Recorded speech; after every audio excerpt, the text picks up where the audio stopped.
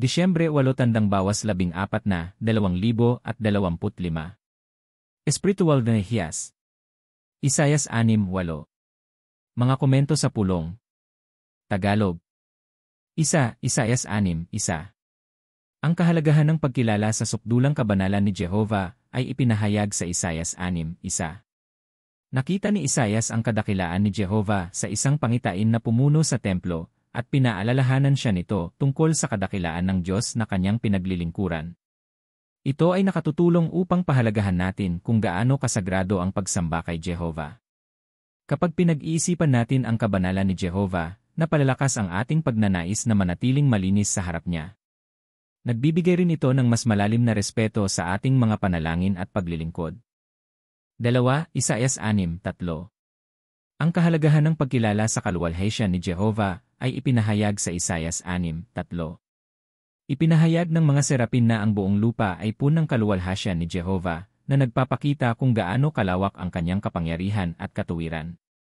Nagtuturo ito sa atin na si Jehovah ay karapat-dapat sa buong tiwala natin.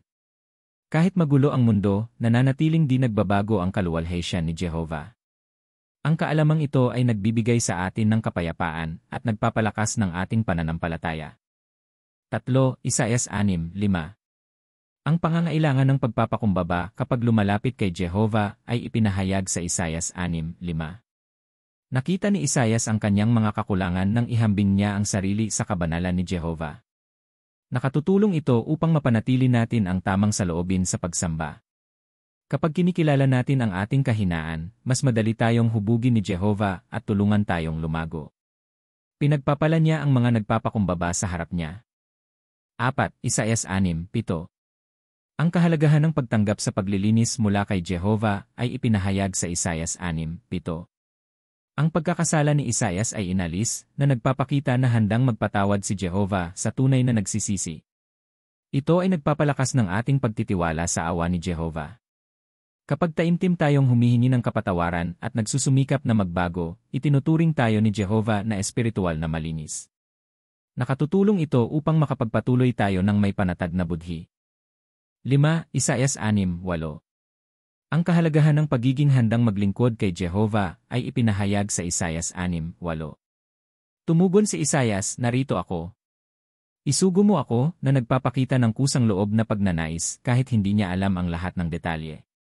Itinuturo nito na dapat tayong maging handa tumanggap ng mga atas sa kongregasyon at sa ministeryo. Kapag nagpapakita tayo ng handang saloobin, magagamit tayo ni Jehovah sa makahulugang paraan. Ang pagiging handa ay nagbibigay ng kagalakan at karangalan kay Jehovah.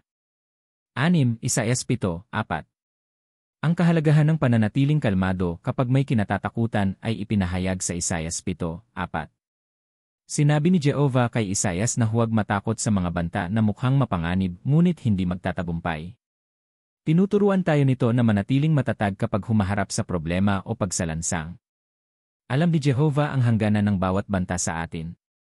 Ang pagtitiwala sa Kanya ay nakatutulong upang maiwasan natin ang di kinakailangang pag-aalala. 7 Isayas 7:7. Ang kahalagahan ng pagtitiwala sa mga desisyon ni Jehovah ay ipinahayag sa Isayas 7:7. Ipinahayag ni Jehovah na hindi magtatagumpay ang mga plano ng mga kaaway ng Israel. Ipinaalala nito sa atin na kayang hadlangan ni Jehovah ang anumang plano na laban sa kanyang layunin. Kahit tila napakahirap ng sitwasyon, malinaw na nakikita ni Jehovah ang magiging resulta. Ang pag-asa sa kanyang mga pangako ay nagbibigay katatagan sa ating puso. 8 Isayas 7:14. Ang kahalagahan ng pagpapahalaga sa mga pangako ni Jehovah ay ipinahayag sa Isayas 7:14. Ang propesyang ito ay tumutukoy sa pagsilang ni Jesus, ang pinakadakilang tanda na ibibigay ni Jehovah. Ipinakikita nito na si Jehovah ay nagpaplano ng maaga at tinutupad niya ng eksakto ang kanyang salita.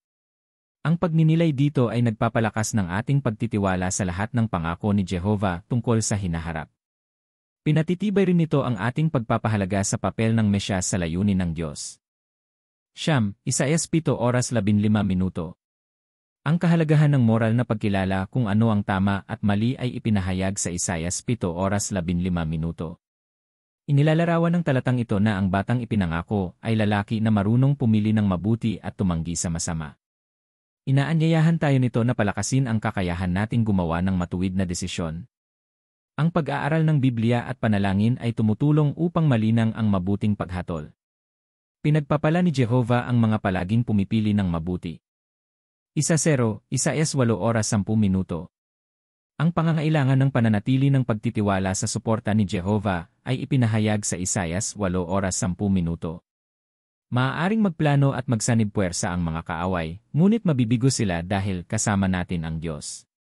Ipinaalala nito na walang gawa ng tao ang kayang baligtarin ang layunin ni Jehovah.